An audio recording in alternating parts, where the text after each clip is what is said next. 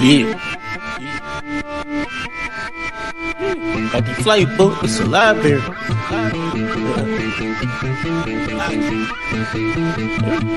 I'm in the deal. Just took a flight to Bora Bora and foreign cars like foreigners. Berry on her. Up in France, bitch, poncho. I been come to go so we going Paris tomorrow. Only Paris we carry, spin at the mall. We doing the same in Malone. My diamonds be saying, add some more change. That's the same alone. Dripping all the way from home and taking the wrong. Got the flight book, it's a library. We ain't flying solo. Tune in to the show. It's the Passport Bros. No excuse entertainment. Jay Slay on the show. Turn it up some more. It's the Passport Bros.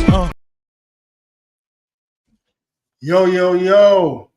What's good, man? Welcome to the Passport Bros podcast, man. I know it's been a minute, man, but I'm back. Want to talk about Africa, man, with a up-and-coming YouTuber by the name of Jay Focus. Let me know who out there in the building. I'm also streaming in the Facebook group Passport Bros Podcast. So today I want to talk about, why Black men won't be able to say no to Kenya or South Africa. And I kind of was thinking about this because when I went to Africa for the first time and then even for the second time, I realized that, man, I gotta come back. Like it's just hard to say no once you experience it. And so, I want to kind of want to have somebody to kind of back me on that, especially, someone that's been to other countries and things of that nature. So, let me see who in the building real quick. Wayne Jackson was good. It's a brother, man. I'm waiting for him to get to Africa, man, because he won't be able to say no either once he get there. So shout out to brother Wayne Jackson, man. But without further ado, man, let me bring up Jay Focus, man. What's good, bro? What's happening with you? Not much, man. How you doing? Hey, I'm chilling out here, man. It's evening right now, and we're in Nairobi. It gets a little bit cool here in the evening, so I threw a hoodie on or whatever. But everything is everything out here. Okay, sounds good, man. Sounds good. So I'm gonna just kind of share real quick, man. So this brother reached out to me on Instagram, and it was just kind of talking about like South Africa or whatever. And ironically, he ran into one of my other homies in Kenya. And then, and he's like an admin of one of these, WhatsApp groups we in. And I was surprised that you met him and then you in the fold. So, So you are good, man. But it was just like, man, the world, sometimes it's a small world out here, man, Yeah, man, you said it. Like, it is a very small world. And, just to give myself a little bit of an introduction, I'm Jay Focus. This is your guy reminding you to stay focused.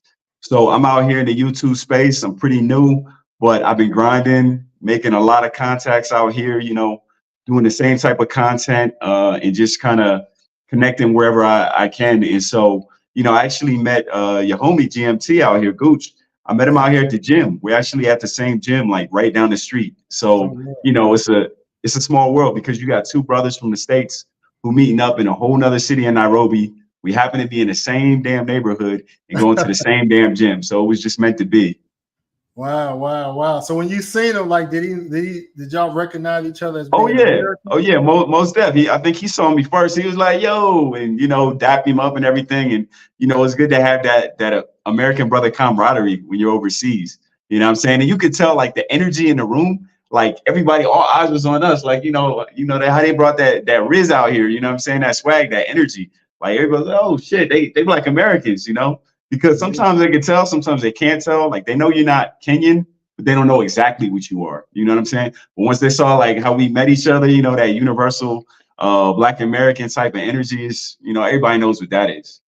I'm glad you brought that up before we kind of get into travel, because recently I've been experiencing on a lot of like African topics. There's been a lot of discord, you know, between like Africans or African American, but mostly in the United States, not really Africa, but but a lot of people try to project that on Africans. But I was explaining to people like how Black Americans, how we are very more, you know, a lot of ways family oriented. Like a lot of times we refer to other Black people as our brothers and sisters. True. Most of the time, if we see a brother or sister abroad, you know, we try to show love. And is that something that you see amongst Africans as well, like, or they kind of unique to us? So for sure, I can say that when you get outside of your country, it gets that much stronger because you're missing those bonds that, you know, all the familiar things about home. So when we're overseas, it's a different energy than when I'm at the mall in Chicago or Philly or Detroit or something. I see another Black man because, you know, that's everywhere. But when you over there and, you know, like this is our quote unquote tribe, you know, you got to show some type of love. And, you know, that there's just that universal connection. And I guess to some extent, it must be like that on the flip side for Africans. So if you're Nigerian, if you're Ghanaian, or, you know, if you're coming from Ethiopia and then you move to DC, you know, you be across the street and you see another African, especially from your same region as Africa, if it's East Africa or West Africa. And I'm sure they still feel that same kind of connection, like, hey, you know, my brother, you know, from wherever they from. So. Right. Okay. No, that makes a lot of sense, man. It makes a lot of sense. Wantarius, man, what's good, bro? He said, greatest show, man. Appreciate it, man. Appreciate your support, bro. So, we're going to get into Africa, but if you want to touch on like some countries you've been to, maybe in Latin America or Asia or even Europe, you know, what's some countries that you want to throw out? Yeah, for sure, man. So I've always been a traveler. I love to travel, you know, just for the travel aspect of it, just for the culture. Obviously, the women are a big appeal. I'm not going to lie. If you're a straight man out here, who ain't looking at the women, you know, wherever you go, you know what I'm saying? Ain't nobody trying to be lonely out here. So I've been to total, it's about 70 countries right now.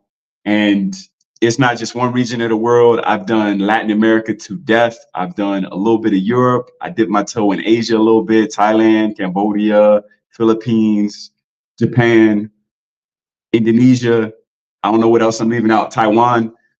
Where else? I said Latin America. Oh yeah, and then Africa, of course. You know, can't forget Mother Africa. And I'm actually a little bit embarrassed because I've been to so many places, and I'm only now really getting deep into Africa. So far, I've been to about 9 African countries. But like I said, my travel experience is very broad. And if you subscribe to my channel, check out my content, you're going to see that I'll be in Latin America, I'll be in Africa, I'll be in Europe. I'm all over the world. But right now, what I'm focused on is Africa. So at least for the next year, I'm going to stay on the African continent that entire year. So I started in July. So from last July all the way to the coming July, Lord willing, I'm going to stay on the African continent. You're going to see all kind of different countries, not just the, you know, like the top 5 or whatever that everybody and their mama goes to. I'm actually going to branch out a little bit. Like, you know, you're going to catch a brother in probably Cape Verde. You'll probably catch a brother in Madagascar. You're going to catch a brother in Mauritius. You're going to catch a brother in places you never even heard of, but they're African and it's Black people, Black culture there. So I'm going to be there. Man, that sounds good, man. That sounds good. I'm glad you went our circle, man. So the 70 countries you've been into, have any of them that it was just kind of brief, like in and out, or like you spent like at least 3 days to a week? Yeah, that's a good question. So obviously with so many countries, I didn't spend an equal time in all of them. So there's some countries I lived in. Like I lived in Argentina, which is in South America, right next to Brazil. I actually lived there for more than 1 year. And in Europe, I lived in Spain for more than 1 year as well. But then there's other countries where, you know, I might have just went for a long weekend, like 4 or 5 days. So I give you an example of that, like Morocco. Morocco is in Northern Africa, in Northern Africa. So I was in Morocco, but I was there for like 5 days, something like that. And that was enough. I didn't feel like I really needed to be there much longer. And the same thing when I went to Egypt, I was in Egypt for about 5 days, same thing. So I felt like I had seen mainly what I needed to see, the pyramids and everything else. So it really depends how long I stay in places. The longest place that I've stayed in Africa so far has been Probably, it's really a tie. It's a toss up. It's either Uganda or Rwanda. They're neighboring countries. And I've spent probably 2 months in Rwanda, and probably spent total in more than one trip, 2 months in Uganda. So yeah, and also Ethiopia. I got to give love to Ethiopia. I've been there twice, and I'm going to go back again. And I spent less time there, but I spent at least a month there as well. So, when I'm in countries now, I have a little bit more freedom than I did in the past. So I try to get deep into the culture. Like, you kind of can get a surface level if you go to a place for like a week, but you don't really start to see patterns and like really be like, okay, this wasn't just how he acted. This is how he acted and she acted and he acted. Okay, this is the culture. This isn't just this one individual. Like after you spend some time in a place, you kind of see those trends. You feel me? Okay, that's good, man. So and I'm gonna pick your brain, man, because I'm curious about Uganda. By the way, hey, let's do it. So with Africa kind of like on the front end of your travel experience, or more on the back end? No, definitely. That's a good question. Definitely on the back end. So when I first started, being a brother from the States, you usually start with what is close by. I've gotten criticism in the past on some of my African videos because I did a video a couple years ago, and it was called, because I had a channel before, but I let it like lie dormant for a while. So I'm new to the game, but I'm not that new to the game. I did have a little bit of a game in YouTube a couple years back. But long story short, I done a video several years ago where I said, kind of like I traveled everywhere and now I'm in Africa. And people were mad. Like they would leave me comments like, why didn't you come to Africa first and all this stuff? And no matter what you say, certain folks, you got the Hoteps and these other guys who, no matter what you say, it's not good enough for them, right? And you could try to explain to them like the flights, how expensive it is, especially how much it used to be. Now it's getting a little cheaper, but back in the day, how much it was, right? To try to fly from, even the East Coast to get to a lot of African countries, you're looking at like $1,000, right? But from the States, what's close to us is Latin America. So that's where I started out. And that's where a lot of brothers start at. They start in the Caribbean, they start in Mexico because it's close, right? So I started off in Mexico, and then I started to go to other countries, started messing with the Caribbean, and then I just worked my way down south. And then once you work your way down south, you kind of run out of countries. Once you get to Brazil and Argentina, that's it. There's nothing else down that way. And so then I started to head towards Asia and then Europe. And then after Europe, I was like, well, what's left? And I was like, oh shit, I haven't been to Africa. And I was like, how have I been to this many countries and not Africa? So definitely Africa is on the tail end, but you know what they say? You said the best for last. Yeah, that is true. That is a good point. That is a good point, man. So I know you sent me like a list of African countries you've been to, but kind of go through the African countries you've been to with the audience. You want me to go through it? Yeah. Go ahead. Yeah, okay. So African countries, I'm starting from the top to bottom, just off the top of my head. Morocco in the north, Egypt in the north. Then we got Ethiopia. We got Kenya, we got Uganda, we got Rwanda, we got Burundi, we've got Madagascar, we've got Eswatini down in the south near South Africa. So I believe I said them all. I believe that's 9. Yeah, that's 9 or 10 countries. Yeah. Okay. So anybody the north and the east is where I'm starting at, and I'm gonna work my way south. And then I'm gonna work my way west. That's what I'm like. That's the plan. But of course that could change. You know what I'm saying? If I catch a flight that looks good and the timing is right, the weather is right, I might have to, jump out west and then like come back. But long story short, that's like the game plan is I'm starting up north and I'm working my way south. So okay, sounds good. So if anybody out there got any questions about Eswatini, Rwanda, Uganda, Egypt, Morocco, Madagascar, Burundi, Ethiopia, Kenya, put them in the chat. I'm curious about a couple countries.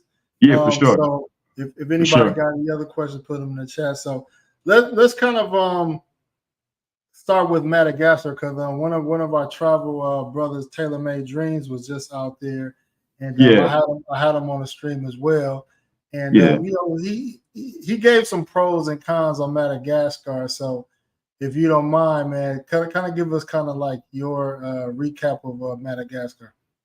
Yeah, first thing I'll say is shout out to him because he's the OG in the game. He's been putting in work for a long, long time. So I got to give him his proper respect.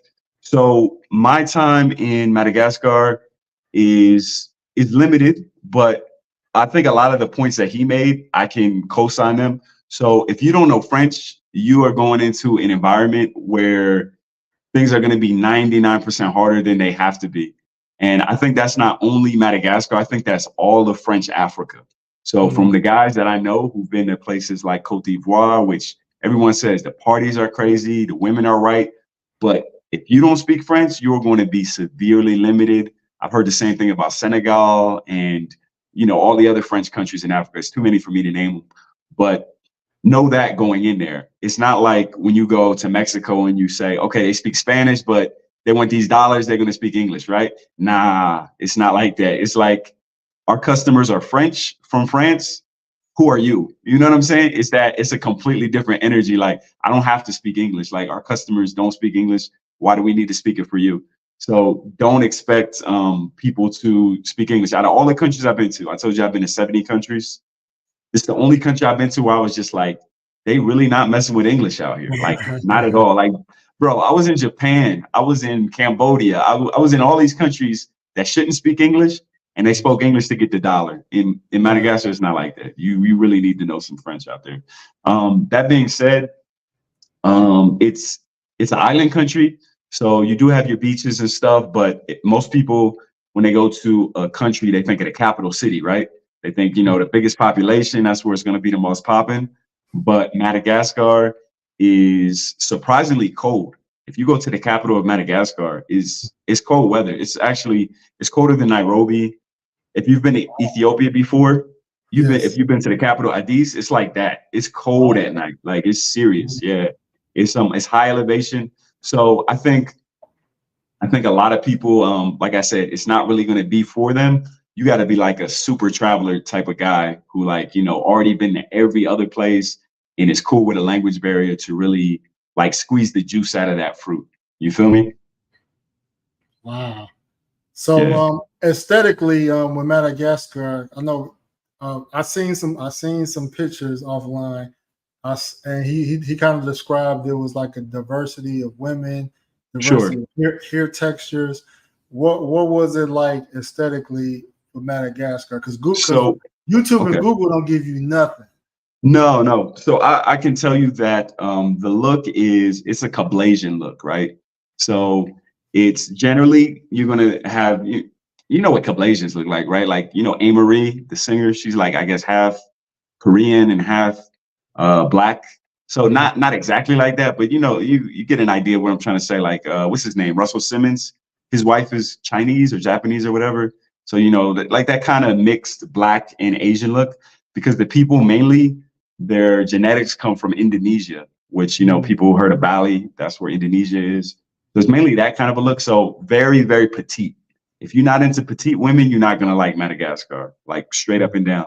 If you like them thoroughbreds, them real thick type chicks, it's not there. It's not there. If you love Thailand though, yeah, you know what I'm saying, you would really like the look of the women. Now the hair texture isn't usually that that bone straight Asian hair. It's usually that that curlier texture like you might have with Cubans or Puerto Ricans or something like that. But the bodies, it's just petite bodies. I'm talking about most women are 5'3" out there, and some people really love that, and other brothers, that's not their flavor. But just go there knowing that.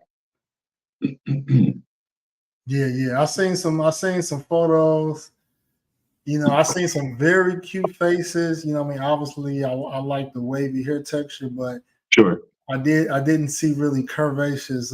Yeah. If you're looking for them DR hips and them DR bodies, it ain't there. It's not there. No. Yeah, I see that. Okay. That's Madagascar, man. So a country I've been to, and shout out to Ronan Trials with Alex. He asked about Ethiopia. I've been to Ethiopia as well. Yeah. What is your take on Ethiopia? So Ethiopia, that's a very interesting country. I really like the culture there, and you know, probably this will be surprising to you, but it was actually the first African country I visited. I went there before Morocco, before Egypt, before anything, which I've never met a Black American, I think, other than me, who went straight from the States to Ethiopia. They ain't go nowhere else, not Ghana, nothing. So, you know, that was my back to the motherland moment. So when my plane landed in Addis, that was like, oh shit, like the ancestors, all that, you know, type of stuff people talk. It kind of hits you where you're like, man, depending on where you lived in the States, you may or may have not had a lot of interaction with Africans. So if you did have negative interactions, then when you land in the motherland, you're carrying all that baggage, right? And if you haven't had any interactions, good or bad, then it's like a big question mark. Like when I get there, are they going to mess with me or are they not going to mess with me, right? So that's what was going through my head the first time I went to Ethiopia. So for me, it's a special place. I can really never forget it because, like I said, that was my first time on the continent. And the reception I got was very good, very good. I actually, you know, was hanging out with a bunch of brothers. They were Ethiopian Americans. So they were born and raised in DC, but their parents were from Ethiopia. And they showed me around. You know, I got a lot of love out there. I think it's a country, you know, you have to go in there with the right expectations, because I met some other brothers who they went there and they were thinking it was going to be like Rio. They were thinking it's going to be like DR. And I'm like, the energy is not completely different, you know, completely different energy. It's not tropical, especially in the capital. You know, you got to go there with a completely different mindset, like leave the shorts. You don't really need to take shorts if you go into the capital. It's very different. I was actually privileged to explore not only the capital Addis, but I got to move around the country. So I've been there twice. Okay. So the first time I went to the capital. Of course, you have to go to the capital. And then I went to, there's a place that's south of the capital. It's called Shashemene or Shashemen. I don't know how I'm saying it, but okay. Ethiopians know what I'm talking about. And this place is famous for Rastas, right? Rastafarians. Oh, so there've been Rastafarians there since I want to say like the 70s, right. Because they had a ruler named Haile Selassie, you know, back in the 40s, 50s or whatever. And he set aside some land and was like, look, you know, the kind of the diaspora, if they want to come and mess with it, they can come mess with it, right? And so there were a lot of Jamaicans and stuff, you know, I'm talking about 50, 60 years ago, who set up shop there. Now, a lot of them left and a lot of the community isn't what it used to be. It's like 1/10 of what it used to be, but it's still there to some extent. So when I went there and I was able to find Jamaican restaurants and people that speak with Jamaican accents and, you know, maybe they lived in the States before or whatever, and even though they're like 60 now, you know, it was really cool. It was a really cool experience. And, you know, they showed a whole lot of love to anybody who's from the diaspora and comes through there. Beyond that, there's a really cool place in the north of Ethiopia. It's called Lalibela. Oh, yeah. Have you heard of it? Yeah, I heard a lot of it. Have you seen the pictures? I've seen the pictures. Okay, yeah, man. It is almost undescribable. Like the feeling you get when you go there, like the pride of being an African and like, you know, we built this and they try to hide this from the world. They didn't teach you about this in high school, did they? They don't show us nothing. You know what I'm saying? They might show you Machu Picchu, but they won't tell you nothing about us. Like we had no history. But just to go there and feel that and you know, see the people and the vibe is incredible, you know, beyond the women. But I'm gonna talk about the women next. But like for me, the cultural experience of Ethiopia is just really unique from the countries I've been to so far on the continent. Mm-hmm. But now to speak about the women out there, man, Ethiopian women come in so many flavors. A lot of people don't know that because in the States, you know, they kind of only see like one type of Ethiopian typically, right? The fine one. I mean, they're all fine, yeah. Bro. But I'm just saying, like complexion wise, like in the States, we kind of think they all like light skin for the most part, right?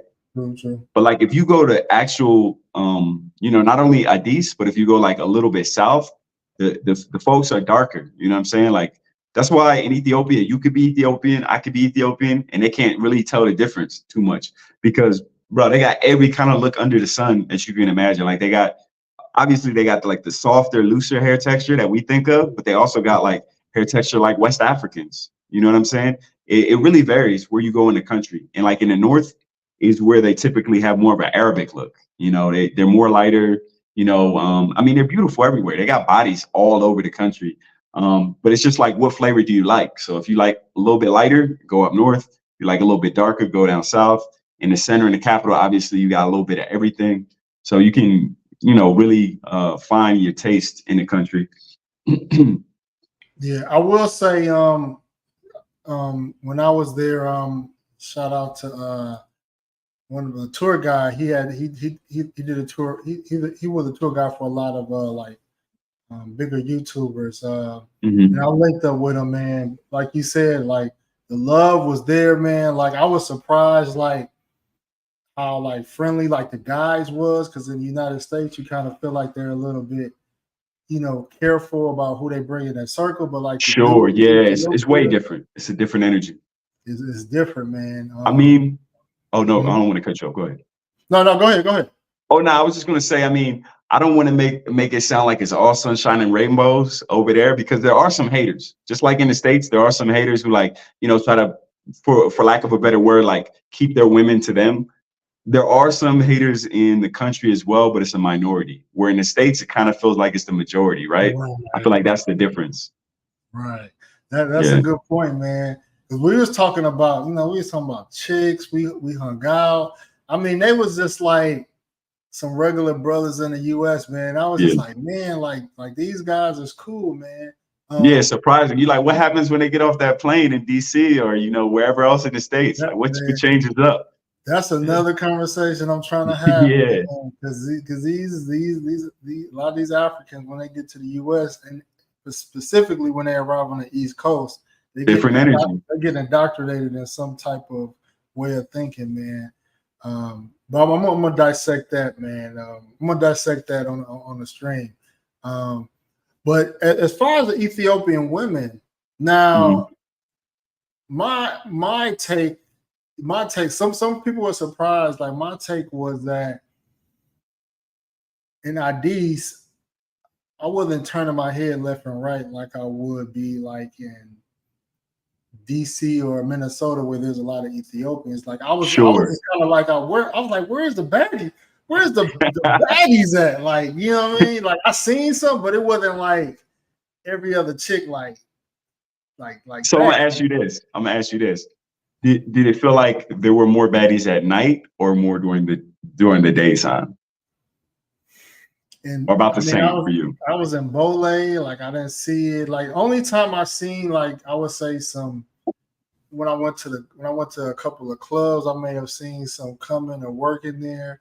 My tour guide said like the type that I'm describing is more on the east, going towards like Somalia or word. Okay. I dig it. You know what? See, I told you I went north and I went east. I went north and I went south. I haven't gone west or east yet. So when I go back, and I'm planning on going back in the next couple months, stay tuned for my channel for that. I plan to go east this time on my next trip. So I will be able to compare all the regions and really, you know, split that down. I think that'll be a separate video. It'll just be like, you know, what are the regional looks and the attitudes in each region? Because I noticed there are differences between the north and the south, the attitudes and stuff. Now, for me personally, I agree with what you're saying. I don't even know what time of year you went to, because it can be really cold sometimes years, sometimes rainy. So I don't know where you went. The month of May. It was the month of May. Okay. I think that's like one of the best times. I think that's when it's warmer, if I'm not mistaken. I might be wrong, but I was there, which is, this is another thing that's unique about Ethiopia, is because they fast a lot. You remember that? The fasting? Yeah. Yeah, so like depending on when you go, they fast like, it's something crazy. Like out of the whole 365 year calendar, day calendar, they fast like 170 days, but it's random. It's not like, you know, like Muslims, like we only fast 1 month of Ramadan. Nah, there's would be like, we fast from like April 15th to like May 12th. And then after that, you know, they take a break, and then it'd be like, all right, we fast again from July 5th to like July 28th. And then it'll be again. So like, it's weird. So I think you got to kind of take that in mind too, partly when you're planning your trip. But I was there in December. I think both trips, I was there in December, January timeframe. And so obviously New Year's is universal, but Christmas for them is different. They don't do Christmas on the 25th of December like the rest of the world. They do Christmas in January. So it's completely different. Right, And they right. do their fasting. I forget what the exact dates are, but some of December they fast and some of it they don't fast. But that being said, when there are fasting periods, there's less women out at the clubs and stuff. That's one of the things because That's true. That's true. it's more conservative. So I think their family, like if it's a fasting time and she going out in her dress, she putting heels on, they're gonna be like, hold up, like where you going? Like we fasting right now. You know what I'm saying? So I think that's a factor too. And also because like you talked about DC or whatever, the weather in DC is hot and humid. So they can wear skimpier clothes where in Addis most of the year at nighttime it gets cold or whatever. So they're gonna be wearing jackets and stuff. They're not gonna be not so much skin is going to be showing and they're not going to be so exposed. So I think that's part of it. And then I think another part of it too is, it just being a more conservative culture. And, there are baddies, but a lot of them, they're wiped up. So they're going to be in the house. You're not just going to see them walking around for no reason. You know what I'm saying? But now I will say this though. Go ahead. I've seen a lot of bad Ethiopians outside of Ethiopia. True. Like True story. Thailand. I haven't been in Thailand. Huh? In Thailand. Never saw any in Thailand. Thailand. Recently though, huh? I heard Dubai. I haven't been to the Middle East, but I heard a lot of them in the Middle East. True. And you kind of know why they're there, right? But true, yeah. I mean that's many different communities. You got that with the Colombians. You got that with you can name a lot of different nationalities. Yeah. So I've seen the baddies outside of Ethiopia, but yeah, it is a unique culture. Yeah, but trust me, like a country that big, even if there's baddies everywhere else, they can send 1 million baddies out. They still got a couple million. You know what I'm saying? Like it's like 60 million in the country, so they holding some. Trust me, they still holding a bunch. That's true. That's true. I want to get back. We'll get back to Ethiopia because there's a lot I can talk about. So I want to talk about Rwanda real quick, and then we'll get to Kenya, man. Not Rwanda. Uganda. Uganda. So let me frame this question a certain way. So I'm going to Africa at the end of this year, right? Okay. Uganda is one of the countries I'm visiting outside of South Africa and Tanzania. Gotcha. Now, I've been doing research or intel because obviously, I have a YouTube channel. I want to get intel. And even though I have, my Colombiana, I still you got eyes. I still make content. And I got eyes too. Now, from my research and from what I heard, a lot of guys haven't really either expressed interest in Uganda or really had a lot of good things about Uganda, especially as far as the women. But from what I've seen, I feel like, and this is just based off of just not me not being there, but from what I've seen, Uganda got it. I don't know what guys are saying. I don't know if it's just maybe just what you see online or certain sites, but Uganda, from what I've seen, like as far as especially bodies, like they can hang with South Africa like all day. So you live there. Yeah. What's your opinion, man? Is it just like what you see? I kicked it there. I didn't live there, but I was there for over a month. So I had a lot of impressions to really get deep into it. So I will say that on average, you are going to find. Is this PG-13 or R? Because I don't know. You're gonna put this on your. I'll keep it PG-13 because you might have like I don't know like you can be this R-rated. Just I'm gonna leave something. I'm gonna leave something off the tail, but I'll phrase it the right way. So in East Africa, from what I've seen, or forget East Africa, from all of Africa that I've seen, I've been to 9 countries, north and east, right? Out of all the ones I've seen, on average, you're gonna have the girls with the biggest butts, the biggest booties are going to be on average in Uganda. And that's that's not controversial. Anybody who disagrees, you know what I'm saying, they need to visit Uganda. Now, I will say I haven't been to South Africa yet. So if you ask me which is like bigger on average, I can't answer that question. Not yet. Ask me in a couple of months when I'm down that way, because I'm heading down that way. But from what I've seen so far, out of 9 countries, it's not even close. It is not even close. I'm in Kenya right now. It is not even close. Like, come on.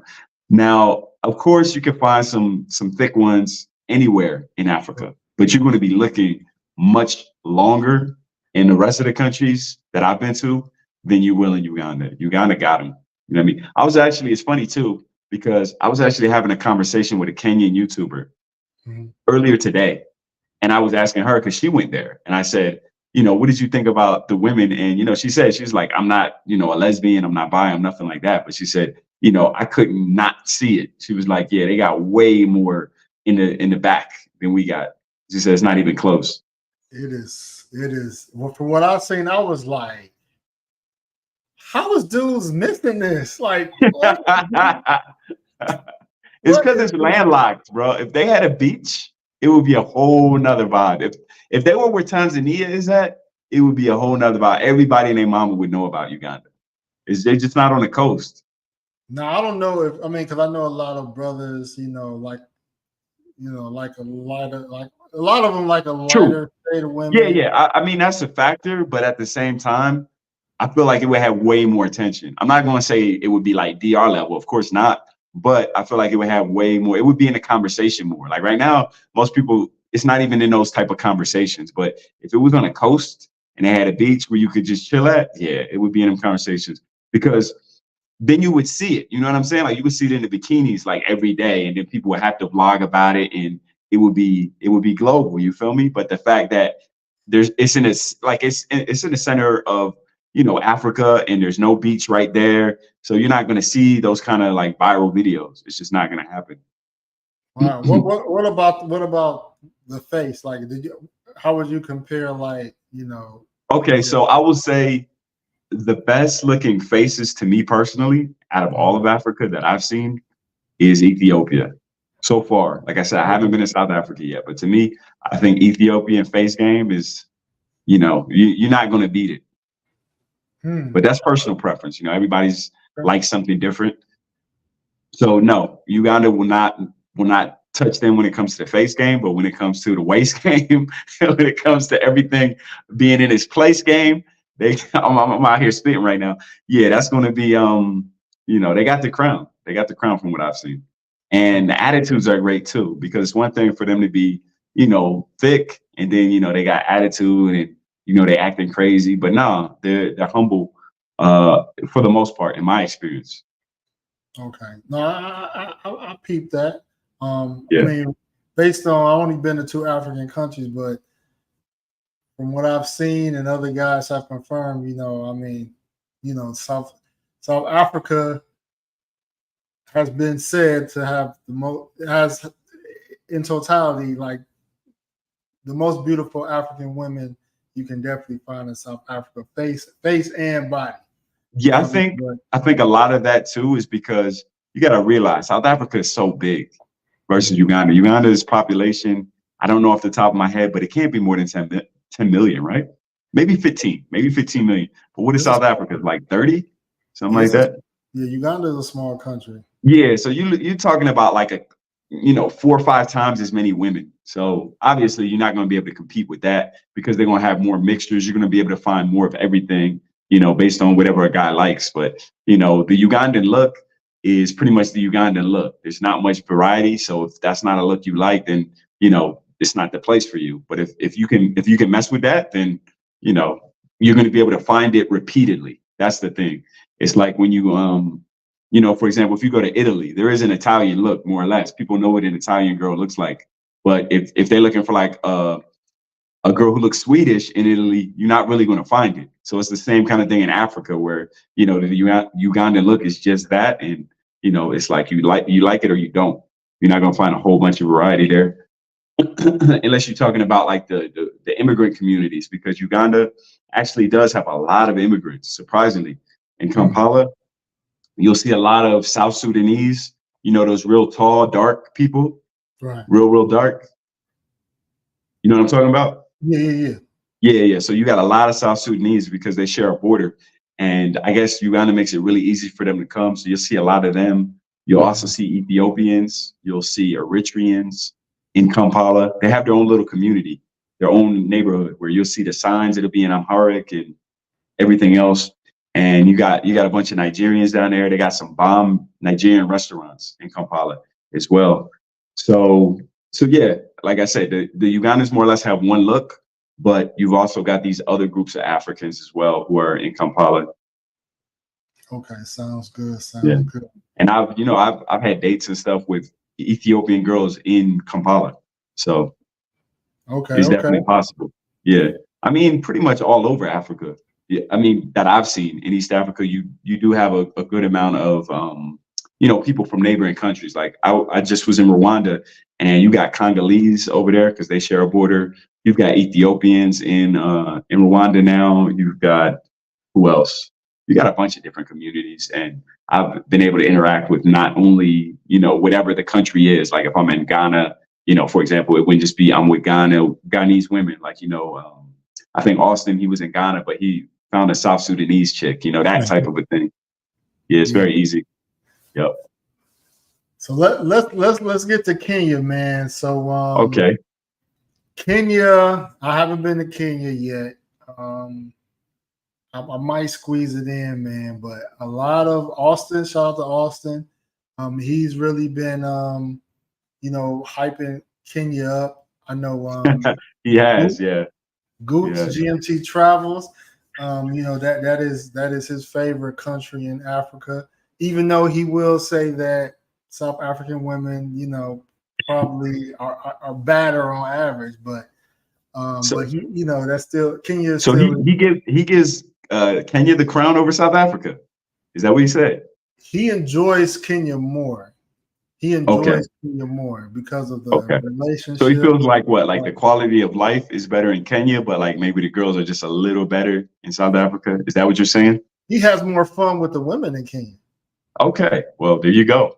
He has more fun. Like, I mean, I've seen some of his videos. I just seen some videos he posted. Shout out to GMT Travels. Yeah.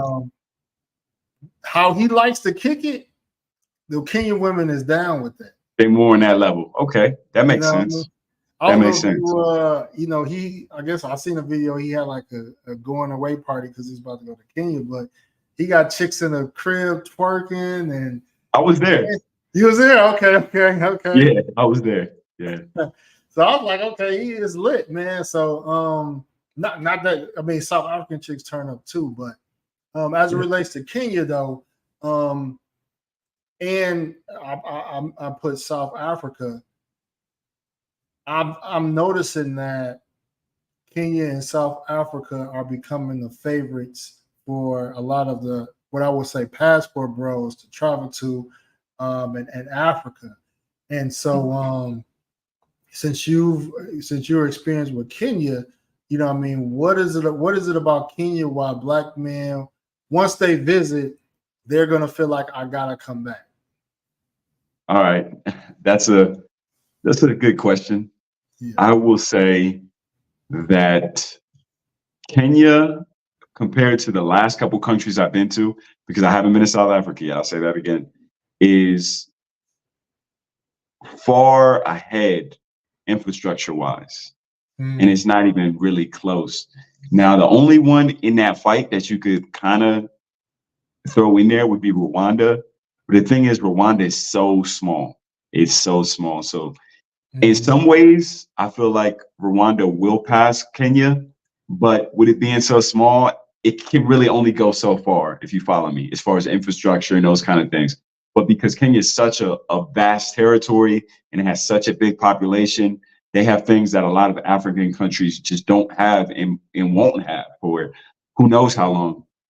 Like in Kenya, they have a train that you can take from Nairobi to the beach to Mombasa. It's a direct train, I believe, and it's like 5 hours, something like that. And it's a brand new train. Like they built this train, I think only in the last 4 years or something like that. And it's cheap, it's clean, it's efficient, state of the art. I haven't wrote it. I haven't written on it yet, but that's all that I've been hearing, and I believe it. You know, when you see how the rest of the country, how Nairobi is set up, it's very easy to believe that things are going to be that smooth. I actually, before I was in Nairobi, I was in another city in the west of Kenya. It's called Kisumu.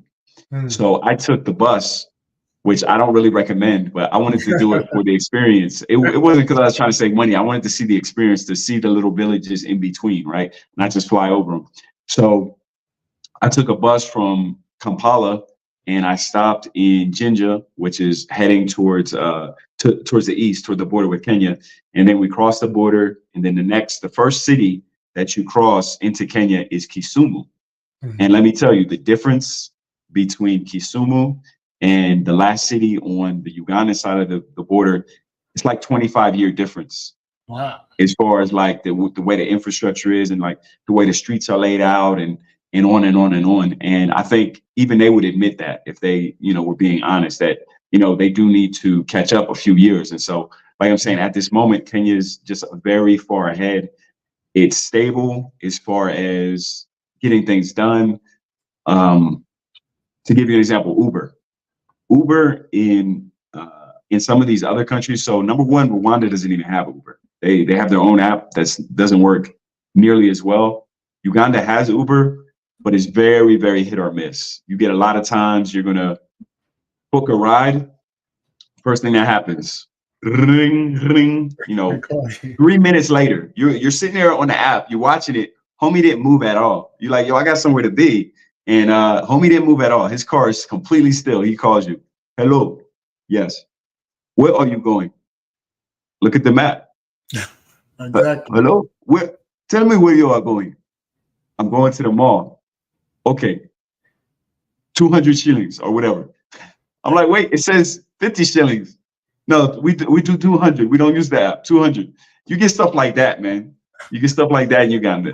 Now, not every time, but it happens enough for it to be annoying. And you're just like, man, I'm just trying to get from point A to point B. Like, if this is complicated, imagine how like really complicated things are going to be. You feel me? So that doesn't happen in Nairobi. In Nairobi, you go to the app, he's at my door. You know, he's moving immediately. And if he acts stupid, you cancel him and there's another one. Like, it's very quick. To me, it works just as well as the States. So for somebody who's never been to Africa, especially like Black Americans, brothers, whatever, and they land from Chicago, they land from JFK or whatever, and they go directly to Nairobi, they're going to be expecting things to be like the States. So they're going to leave the airport, they're going to get their luggage, they're going to put on their Uber or Bolt or whatever, and they're going to type it in, and they're not going to expect somebody to call them up and be like, hello, where are you? We make another deal. Like, no, they want things to, you know, to work like it's supposed to work. And in Nairobi, they do. So this is just one example, but it really speaks a lot for the culture and where they're at as far as development. I heard a lot of great things about the infrastructure in Kenya.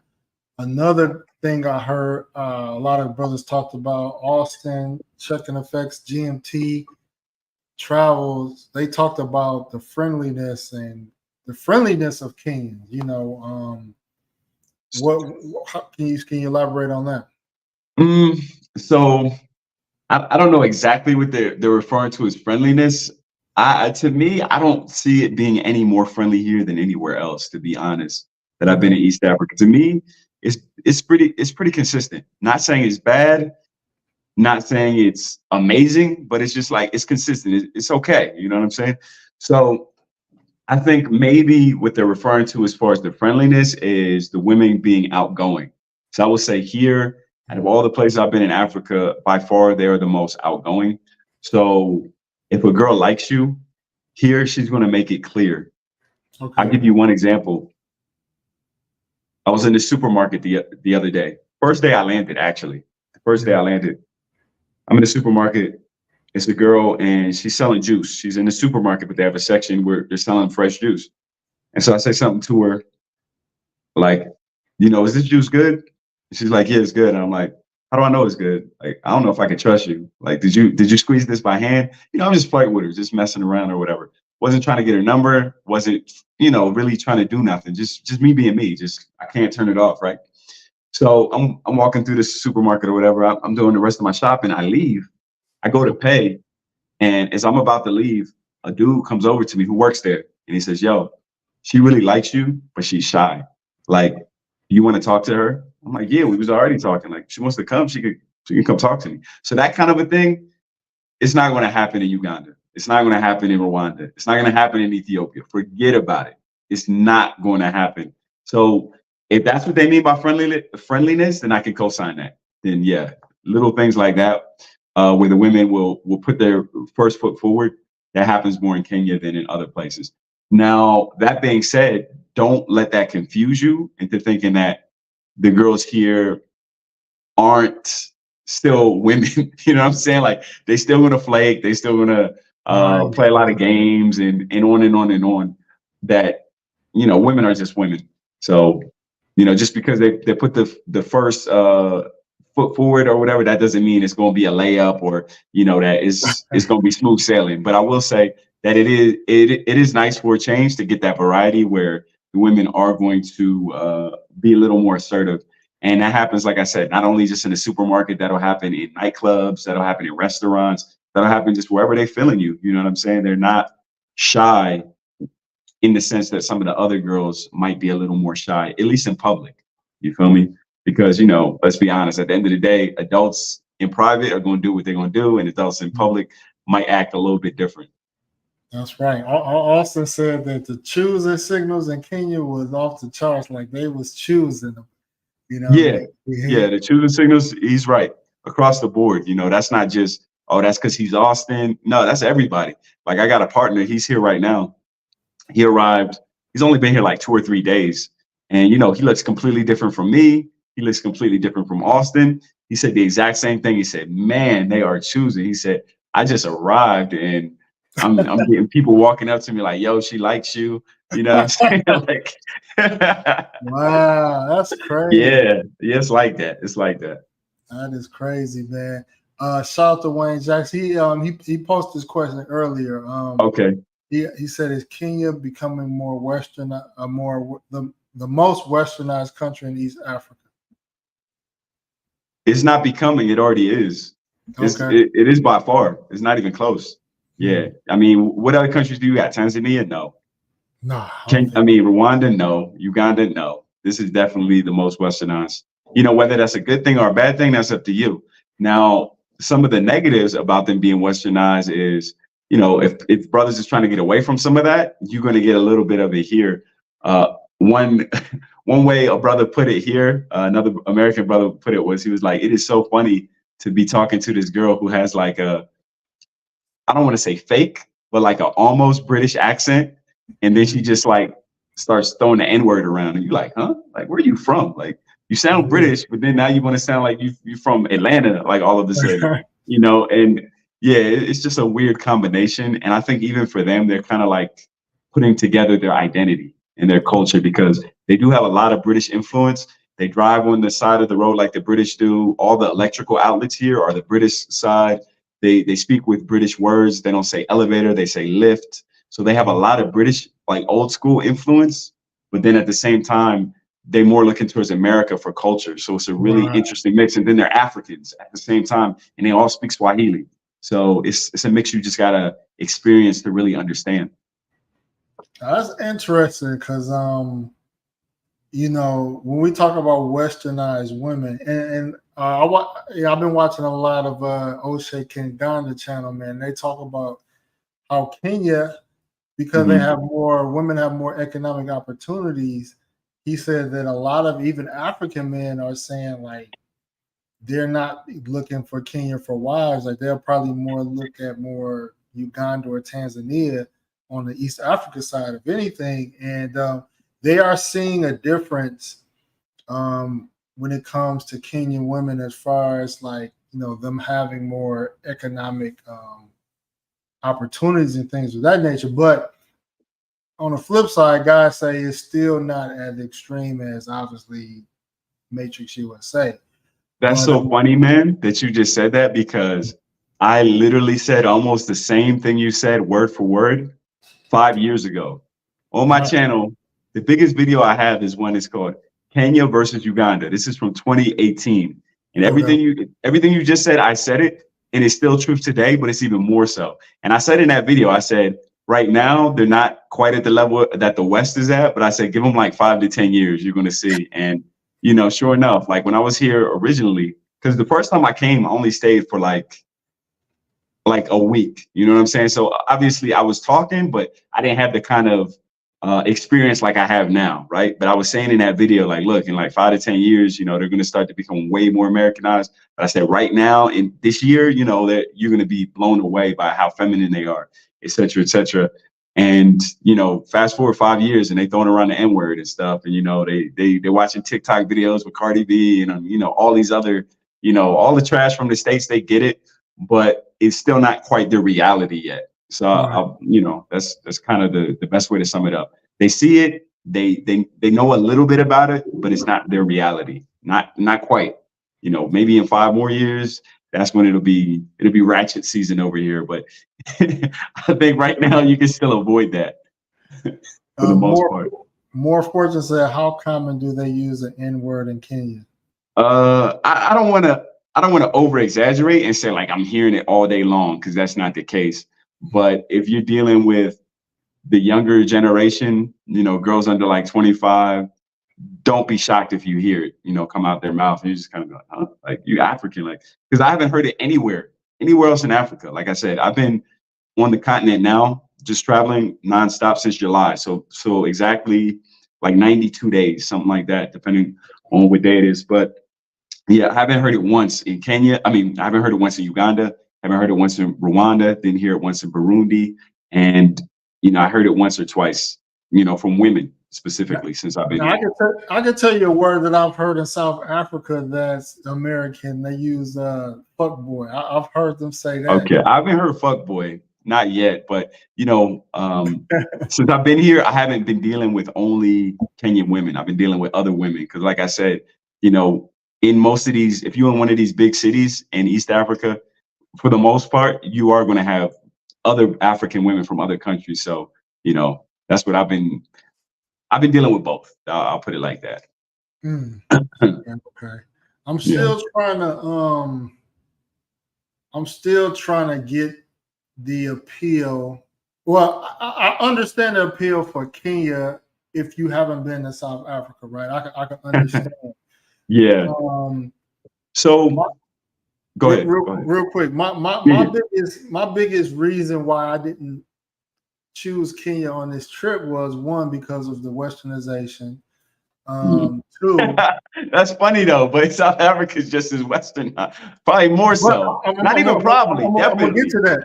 South Africa is definitely more so. Okay, I'm gonna let you finish. I'm gonna get to the difference. It's the westernization. 2, the weather. Now, I am very particular on weather. When I went to IDs, I did not like the fact that I had to put on a jacket, especially at night. And a lot of passport bros, the countries we travel to is typically beaches, nice weather, Rio de Janeiro, Colombia, DR. And so I really didn't vibe in like IDs like that. And so like when I went to South Africa, Durban was a hit because it's on the coast. So people were saying, you know, even Austin confirmed, like, man, he's like, man, I gotta get a jacket. It's cold, it's higher elevation. And regardless of like how women may be or the vibe, I'm really particular on weather. So yeah, what was your thoughts on that? It's funny you mentioned the weather. So now that I've been to a bunch of East African countries, it's really funny how it works, because the only countries in East Africa, or East Central, whatever you want to call it, that I've been to that are actually hot in the capital is Uganda. Kampala is hot, and Burundi is hot. And these are the landlocked ones. So it's like the ones you don't want to be hot, these are the ones that are hot. These are the ones that don't have beaches and, you know, like a real coast, right? But the ones that are actually closer to the beaches and stuff, those are the ones where they put the capitals in these high elevation parts that are cold, because you've been to Ethiopia, but you only were in Addis, right? Right. The rest of Ethiopia is not cold like that. The rest of Ethiopia, you will sweat. You go to the north, you will sweat. If you go to the south, you'll sweat. They just put the capital at high elevation, and they did the same thing. I think it was the colonizer or whatever, but they did the same thing in Nairobi. They put the capital in the high elevation. But if you think Nairobi's too cold, go to Mombasa. That's still Kenya, and it is hotter than I don't know what out there. I haven't been personally, but everybody says it. You know what I'm saying? And I see the videos. Everybody, it's hot. Austin was talking about how hot it is out there. So if you need hot and beach and Kenya and East Africa, then look no further, man. You got Mombasa. It should be perfect for you. But he went on a weekday and he said it was boring. So it's on a weekday though. I mean, not that many people, not that many places on earth are going to be lit on a Tuesday. You know what I'm saying? Especially if you don't know where to go. Like my man just arrived, so I don't think that's the end all be all. You know what I'm saying? I think there's more to the story. Had he gone on a Friday to Sunday and then he said it was whack, then I'd be like, all right, he knows what he's talking about. But midweek, you can't really put too much faith into that. So me being a brother that haven't been to Kenya yet, and brothers are putting a stamp on it, and I respect brothers. I respect the brothers that put their stamp on it. Mm-hmm. What is it about Kenya, despite Nairobi can be chilly, despite the increasingly westernization of Kenya? What is it about Kenya that brothers, once they visit, they see something different that they haven't seen? So real quick, I just want to say that I don't want to over exaggerate, right? It's not freezing cold here. You know what I'm saying? So, I mean, there have been nights where I sleep without a blanket. You know what I'm saying? It's not freezing here. They don't have heaters, but it's not like they really, really need them. You know what I'm saying? It's cold, but it's cold if you're expecting to wear shorts. You feel me? Like if you're expecting to come here and spend a month and wear shorts every day, then yes, it's a cold city. I actually was wearing shorts the first couple of days when I got here, but you can do it but only from like 11 until like 3. After that, you're gonna want some pants. But it's not cold. So you've been to Addis. It's not as cold as Addis. Addis is really cold. Addis is the coldest city I've been to in East Africa or anywhere in Africa, really. That's the coldest one. So if you think Addis was too cold, it's a little warmer than that. So you don't need you're not gonna be out here in a skull cap. It's not that level, man. But you're also not gonna be able to wear like a white t-shirt like that at night. I know, right? So yeah, as long as you like I say, it's cold, but it's not cold. You feel me? I'm trying to think of a city to compare it to in the States. But I'm like drawing up a blank. I don't know if you've been to Bogota, Colombia, but yeah, I've been to Bogota. Bogota's overcast, so I'll put it like this. That's a perfect example. Okay. It's not as cold here as Bogota, and here it's high elevation, just like Bogota. They're both high elevation, but it's not as high as Bogota. So the first time I went to Bogota, I don't know if you heard about like how high the elevation is. I got vertigo. I got off the plane because I think I had flew from Medellin. I landed there, and once the plane landed, I went for a walk. Just like the first 15 minutes, and I like had to stop myself, like because of the altitude. Like it messed me up for like the first day. The next day I was cool, but nah, that doesn't happen in Nairobi. And like I said, like today especially was warm. Today was sunny. I want to say it was about 78, 79 degrees. So I don't consider that cold, but it's just like, if you think you're going to wear shorts from sunrise to sunset, nah, this ain't really the place for that. But if you're cool wearing jeans, maybe like a button up t-shirt, even like a long sleeve button up, you'll be straight. You don't really need a jacket like that, even at night, unless it's one of the colder nights. Or if you visit in the winter, like right now, it's not winter time. Okay. I think winter is June, July, and August. So if you're not trying to mess with the cold, avoid those months. But the rest of the year is decent. Okay.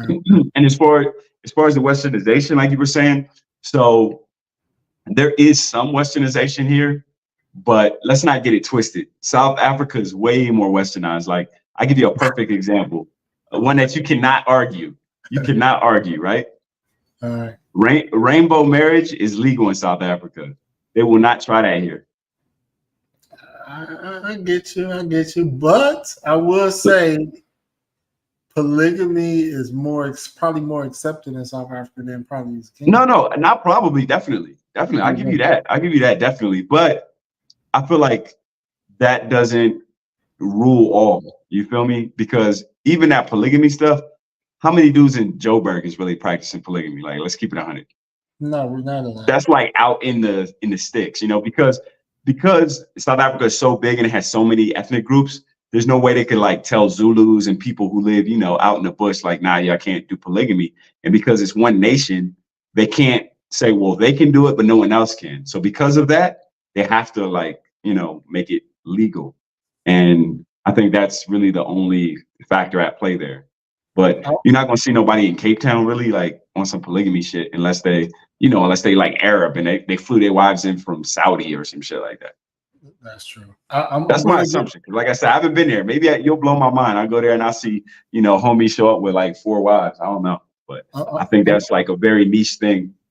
And I mean, realistically though, like how many brothers is trying to do that? Like maybe you are, so maybe like 2 more, but like in general, I think most brothers is it's a lot to handle. You know, it takes a very you know, what's the word, capable man to just juggle that many personalities, right? Yeah.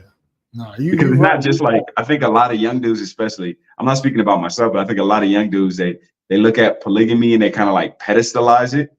And it can work for some people, but I think especially the younger dudes, they're thinking of it like, okay, I'm gonna have all this sex because I have all these wives.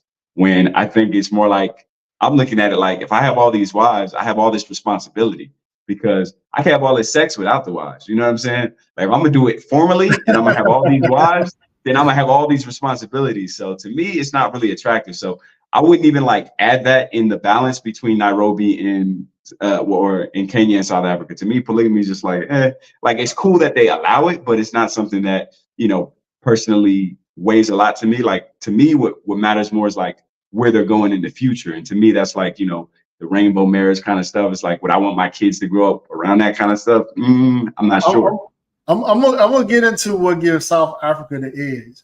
Okay, I'm all ears, man. I'm open to be proven wrong. You know what I mean? Real quick, I want to talk about speaking English, because South Africa is a good country to speak English, and for what I'm hearing, Kenyans speak pretty good English as well. I've spoken to a lot of Tanzanian and Ugandans, and they speak a lot of broken English, and it's hard for them to understand my accent. So how is it in Kenya speaking for sure English? So I'll say it like this. I think we can both agree that no place in Africa is going to speak better English than South Africa. You know, and I think that includes Nigeria and Ghana, you know, to be honest. You know, I could be wrong. I haven't been to those places yet, but you know, based on the people that I meet around the world, like I've been to other countries, and you know, Nigerians have a huge diaspora, right? So I've met them in Japan. I've met them anywhere on earth you can really name. And yeah, of course, you know, they do speak English, but the accent is like thick, and, you know, they use a lot of slang, and it's kind of a pidgin or whatever. But in South Africa, I haven't even really been to South Africa, except I crossed through there, right? I was in the airport in Joburg before.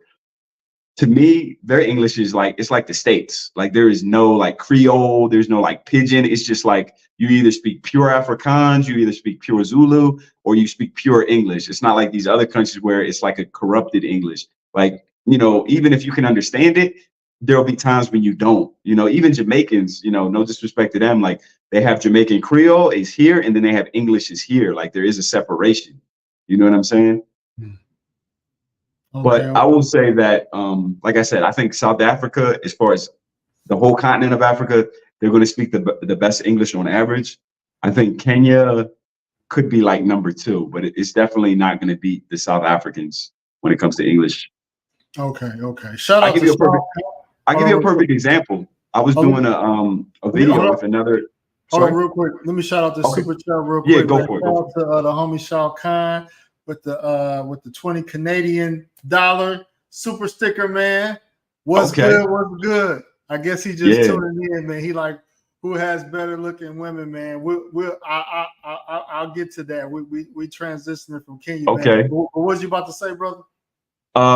What was I saying? I was talking about, you know, whose English is better.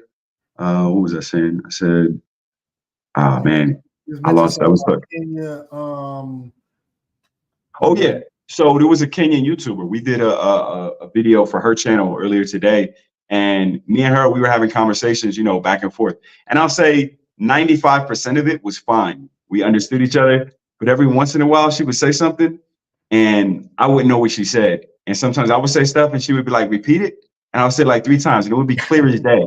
You know what I'm saying? Like not even me speaking as fast as I'm speaking now, and not as much like American accent. Like when I talk to people who aren't native speakers, I I try to make it more neutral. I try to take out the slang and stuff. And I forgot what she said. Like she was saying, I think TikTok, and I kept hearing treetop. And I was like, what?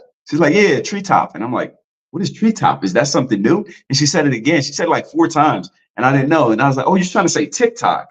And she was like, yeah, that's what I've been saying. I'm like, oh, so like little things like that, I don't think you would have in South Africa. I feel like it would just be like super crisp based on the few South Africans I met overseas or whatever. But like I said, these are minor things, and it's just funny. It's something to joke about. It's not like where you're really having struggles to communicate. Now, like when you go from Kenya on the coast and you go more west, that's when it gets thicker and thicker. So Ugandans, it's going to be harder to understand than Kenyans here and there. And then Rwandans are going to be even harder to understand. So if you watch my channel, I've got videos with a lot of girls, many different girls from Rwanda, and I'm sitting down, I'm doing interviews with them, and we're talking at length. And I've had people leave comments, and they're like, man, their accents is super thick. And me, I got used to it. So when I first landed in Rwanda, the first couple of days, bro, I swear everybody sounded like this. Like it was like they were whispering. Like it was English, but it was like, yo, what are you saying? And I'm not just talking about the women, I'm talking about the guys too. I would be like, yo, like put some bass in your voice, like speak up a little bit or whatever. And I like after a couple of days, you can understand them because like your ears get adjusted and they're used to, okay, I gotta really, really listen to these people. So obviously it's not that bad in Kenya, so for East Africa, they got the crown, I would say. They got the English crown, but for the whole Africa, it's probably gonna be South Africa.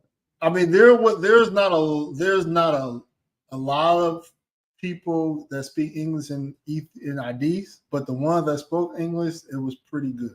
It was pretty. Yeah, but that's the thing. You're talking about like percentage wise. So I'll say across the board, the average in Rwanda is going to be higher than the average probably in Ethiopia.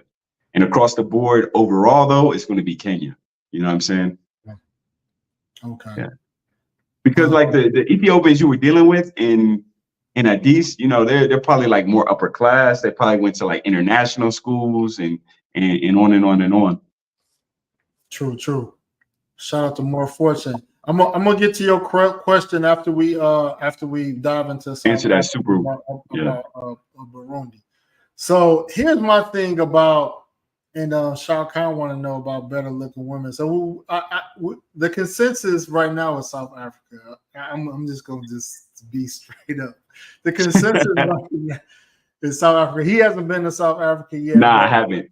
I mean, for guys that have been to both Kenya and South Africa, the crown has been given to South Africa. No, I will say this. So I passed through South Africa, and I'll say as far as infrastructure, yeah, they won.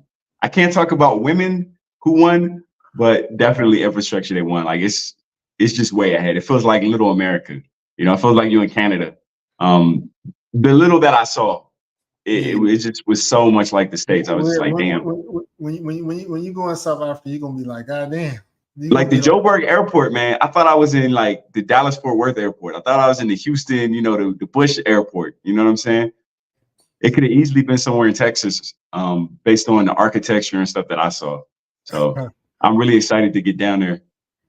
Yeah. Now, Shao Kahn said, so you probably missed it, Shao Kahn. We was talking about Nyash. We was talking about,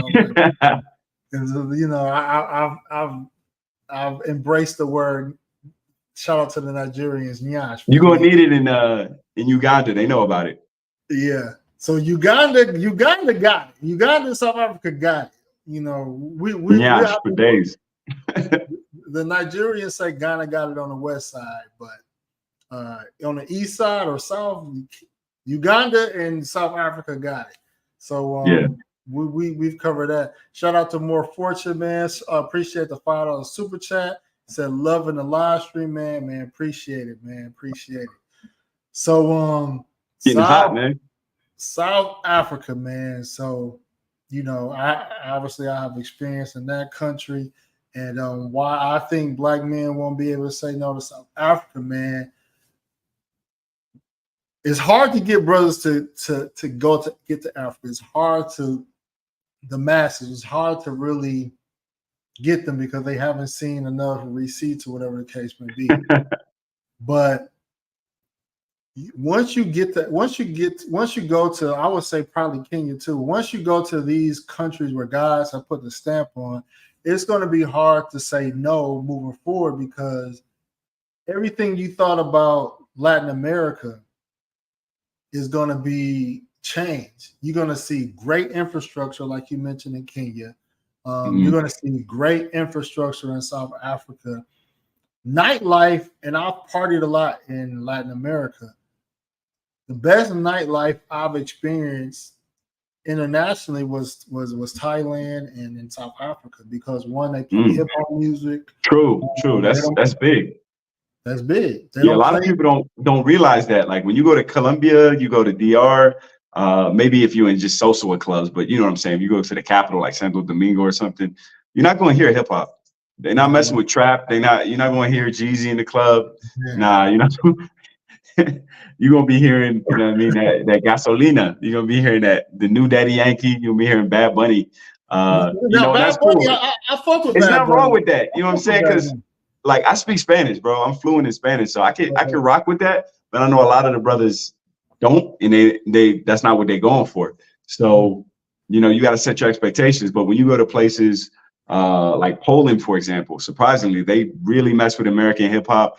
If you go to, like you said, Thailand, they got the hip hop spots. It won't be any reggaeton, anything in Spanish. It'll be straight up stuff that you already know from the States.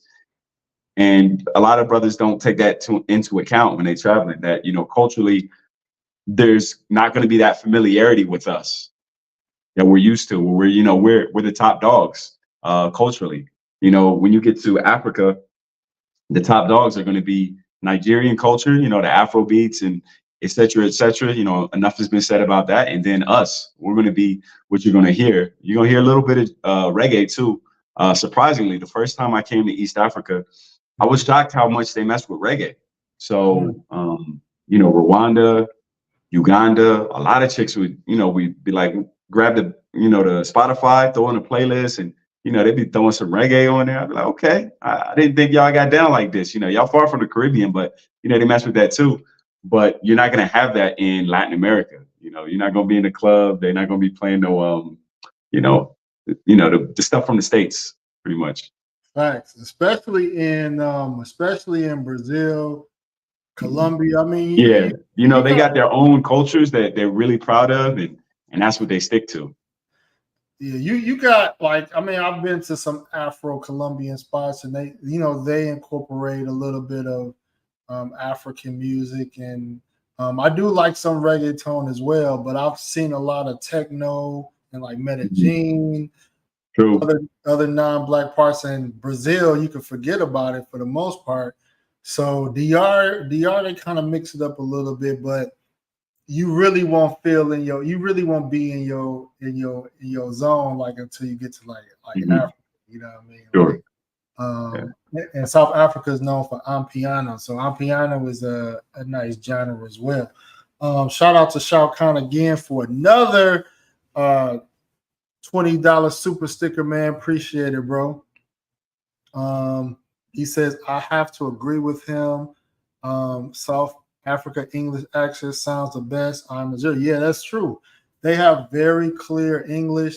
Conversations I had has been crisp. Like I have like a Southern drawl when I talk, and some groups of people may not be able to grasp it, but South Africans, I can use the lingo, I can use slang, my Southern drawl, and it still feels like a normal conversation. It's funny too. I just wanted to add this little anecdote. So like I told you guys, I never really been to South Africa. I was in the Joburg airport though, about a month ago. So not even long ago. And I was waiting for my connection. And sure enough, I sat down and this shorty, South African sister, ended up sitting right next to me. And this wasn't on accident, right? Because we're waiting by the gate, right? We're waiting by the gate. And so I chop it up with her, right? We got 15 minutes before they start lining up and stuff.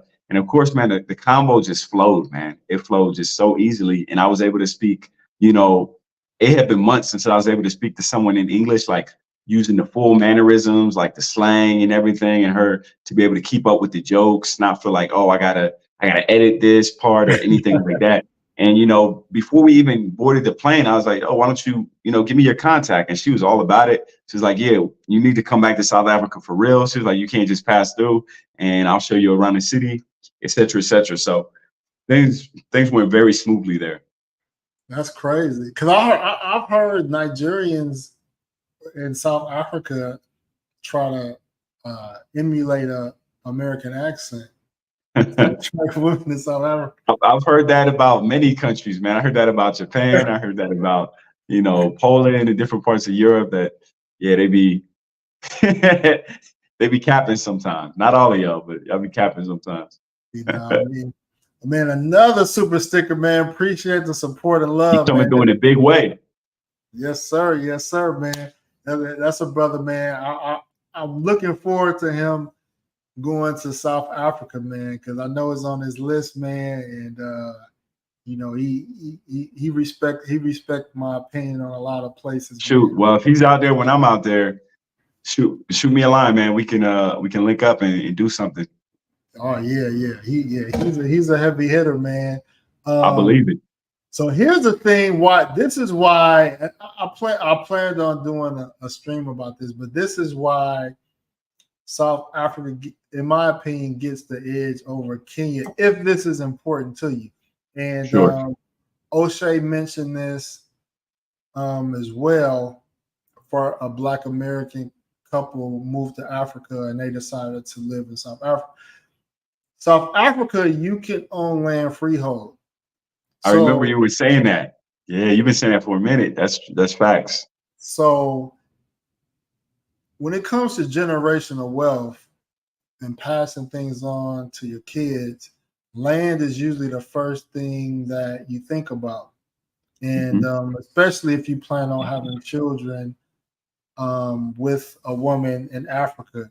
Now, as a passport, bro, as a brother that looks at the American system and looks at child support and looks at how wealth can be redistributed, whether through divorce or through death, or whatever the case may be, it was important for me to identify countries that had the legal infrastructure to be able to, one, protect your assets, and two, if you die, be able to pass your assets to your children, whether abroad or whether they're from their country. So, you know, as I mentioned in a lot of times, like, you know, I've identified 4 African countries in which are in the South that have freehold laws, freehold land, and South Africa is one of them. And then I've seen on like I think O'Shea on one of his channels, he talked about an American couple that, as much as they love Kenya, they decided to buy property in South Africa because of that. That fact, right? So I don't know if that can be really disputed. You know what I mean? That's a very good point. That's a very good point. And you know that if that's really important to you and you're planning on buying some real estate, then you need to be aware of that when you go into any type of a long-term investment in either country. Yeah. So guys may not understand the implications, and like you said, it might not be important because you might not even be thinking. It might not be your goal. You know, you might have different goals. You might have different goals.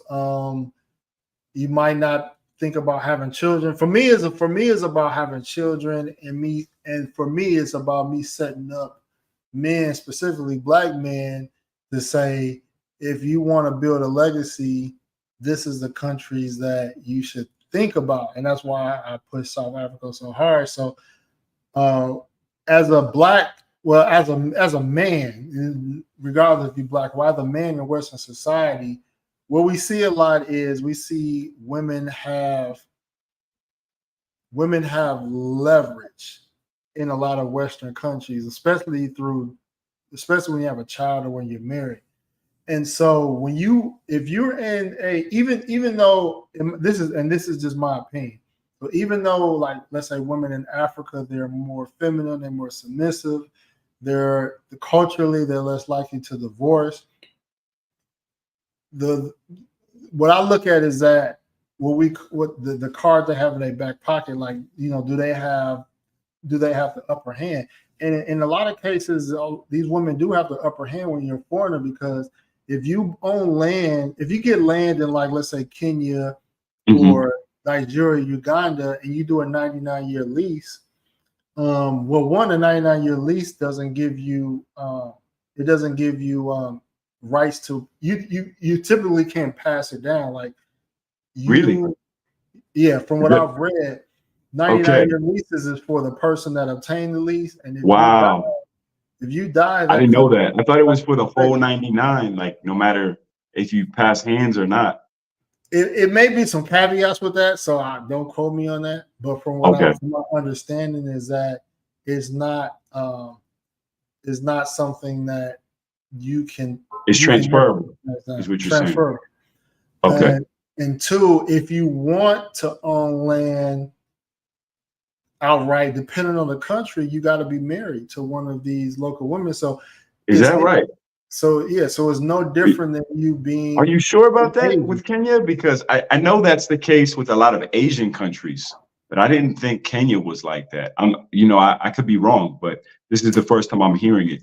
No, the only difference is that Asian countries is that you can't be a majority owner in Asian countries, right? But the local person can. In Africa, in a lot of countries, the state owns the land, so the locals can't even really be owners, right? The locals are adhered to the 99-year lease too. I'm just generalizing, but in situations where the locals can own outright, you would have to be married to a local to really have that benefit. And then in the event of a divorce, they have the upper hand. Now in South Africa, you have land, you have a divorce, like you can go into that situation being 100% outright owner, and then you can leave that marriage being 100% outright owner. So you have more leverage in the situation. Gotcha. Yeah. Okay, so, I follow the thinking behind that. Now, of course, neither one of us are lawyers, so I wouldn't want to speak too definitely, but you gave us a lot to think about and a lot to research. If somebody was seriously considering going the Nairobi, Kenya route versus the South Africa route, these are very good things to have in mind and to research independently and with professionals. But yeah, I definitely understand what you're saying, and it makes a lot of sense. Yeah. Shout out to 3CP. He said, I don't know how some African countries have their own citizens. Grimy. That's grimy. Yeah, man. I think that, and a woman kind of explained this to me. She was like, countries like the United States, they can literally buy up a whole country if everything was freehold, right? Sure. They could literally buy up the country. So I think some countries protect themselves. Yeah, I can see that side. I can see that side of it too, that there are some benefits because it keeps the foreigners from completely dominating them. But that's a whole nother topic about foreigners dominating Africans, because man, I've been so disappointed. Oh, really? Yes, you haven't traveled as much, but travel a little bit more. And I don't think it's just an East African phenomenon. I think it's an entire African phenomenon based on YouTubers I've listened to in West Africa, based on what I've heard and researched in South Africa. It's quite disappointing, but that's a whole nother topic. I don't want, that to turn, that's a whole nother live stream, whole nother podcast. So, but it's deep. I mean, O'Shea gets into some of these topics on his show, but it's been quite disappointing. If you want to really peel back some of the layers. Yeah, I haven't seen I I've heard, but I haven't seen like the colonization or the exploitation on a deep level. I mean, you know it exists, but I haven't seen it front on. Yeah, I haven't been to countries where I've seen the Chinese, for example, like running stuff. I haven't seen that yet. Yeah, well, yeah, that's a whole another topic, man. Now, but back to Kenya, back to like some more things about Kenya. So there's one mall in Kenya that I was blown away. I have a video on my channel about this mall, and I swore I was in California when I walked into this mall. This mall was like that. Like like I said, I've been traveling Africa for the past 90 days, and I had been to how many different malls, and they've all been very, very underwhelming. If you're coming from the US, Canada, England, any Western country, what they call a mall in the States would be like a country town. You know what I'm saying? Not a city, not a suburb. I'm talking about like the middle of West Virginia type of a mall. You know what I'm saying? And like that's like the biggest mall in their capital in a lot of countries. I'm dead ass serious. I mean, there's really no other way to say it. Like I'm talking about like third tier North Carolina mall is their capital city mall in a lot of these countries. You know what I'm saying? But this mall in Nairobi, I was like, this could be in California for sure. This could easily be in San Diego or Los Angeles or something. I was like, really, wow. Like my jaw dropped when I saw this. So that just shows you the level of investment and the amount of money that's coming into Nairobi. And the thing is, it's only going to get better. It's not going to go backwards. Wow. So one thing I heard Austin say that was profound was that if he would have started in West Africa, he probably wouldn't even visit the rest of Africa. That's how turned off. I didn't hear him say that, but I can, like I said, I haven't been there yet, but based on things that I've heard, because I got some homeboys who they're basically the trip I'm about to do. They've already done it. They've already done East. They've already done South, and they did West.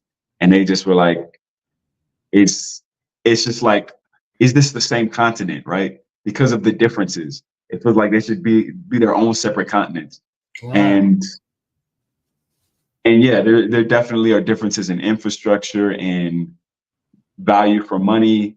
So one of my partners, the one who he just came here a couple of days ago, he's Black American from California, but he's actually not just visiting, he's lived in West Africa now for 5 years. And I'll say that the specific country, the country he's living in is Togo, right? Yeah. So that's a country that, Black Americans don't even think about because, yet again, like I mentioned in the very beginning of this stream, we came full circle is French-speaking countries in Africa, we don't mess with them at all. And it's for good reason, because if you don't know French, they're not going to meet you halfway. They're not going to meet you a quarter of the way. You need to know French or they're not trying to mess with you. And he knows French. He did his university, like a foreign exchange in Paris. So he's fluent. You know what I'm saying? He's the rare brother who is American, but speaks really good French. But anyway, to get to the point, he was just like blown away by how Nairobi is compared to where he lives. And where he lives is actually one of the more developed countries or cities in West Africa. It's actually pretty good infrastructure wise, but he said, it ain't like this. He said, like $1 here goes much further than it does there. And he said, not only just the money is like the quality of stuff too. It's better and just more efficient and everything. And this is, like I said, this is a brother who he actually lives in Africa. He's not visiting. He just has never been to the East. This is his first time in East Africa. And he changed his flight ticket. He came here, he was going to stay a couple of days. He was like, nah, I'm moving my flight back. So, I mean, that should tell you what you need to know right there. Wow. I don't know when I'm going to make it on West. I'm going to have to be really mentally prepared for it. I kind of know how, I kind of got an idea of how they move, but it's crazy because a lot of guys that don't really watch or follow like some of like the travel YouTubers, a lot of them kind of have this this interest in like hitting up West Africa first for obvious reasons. Yeah. And I personally try to just say like, you know, genetically, we're closer to West Africa. Sure. You know, but as far as what guys enjoy the most, like I can't deny it's been East and South Africa, like by far. Like, Yeah, and I think that there's a lot of complex reasons for that, but you know, it just is what it is, right? I mean, it's nothing we can change. It's nothing. I mean, we could sit here and and try to, theorize why things are the way they are, but it's like you just got to accept it as it is. And I feel like most of the people who really love West Africa is Black women. You know, let's exactly. keep it 100. It's Black women, and I think that really shouldn't be too surprising because 9 times out of 10, the places that women, not even just Black women, the places that women really gravitate towards as far as countries are the opposite countries that men gravitate towards. I mean, you do have some overlap with like maybe DR a little bit and maybe Bali, but like other than that, we pretty much go to different places. You know what I'm saying? So like typically, let's just say white women, but also sisters, right? They love Mediterranean countries. So they'll go to like Italy, they'll go to France or whatever and get like crazy love out there. But, you know, Black Americans, we tend to go to like Sweden, you know, as far as to get that exotic factor. And we're like, you know, we feel like we're appreciated. And it's funny how the differences are. Our brothers will go to like Eastern Europe, to like Ukraine, while the sisters are going to the Mediterranean. So it's just how it is. You know, one region of the world is easier for women, one is for men. And in Africa, the West is for the women more or less, and the East is for the men. And, you know, it just kind of is what it is. I will. They, in my opinion, they go where they can compete at. Like a lot of absolutely. You go where you're treated best, and you know you're treated best where, for whatever reason, you have certain advantages. They feel you're more exotic. They feel that, you know, for a list of reasons. We could go on and on and on. But yeah, I think the West is just more suited for them, and the East is just more suited for the average brother. Now, of course, if you if you're super hotep, you know what I mean, and you gotta get with the ancestors, then hey, by all means, man. Not that there aren't ancestors all over Africa, but you know what I'm trying to say. A lot of people, they really are connected to, what do they call them, the Orishas or whatever that stuff is. You know, those West African deities and stuff, and you know that's the only place that they could ever be. And hey, man, more power to you.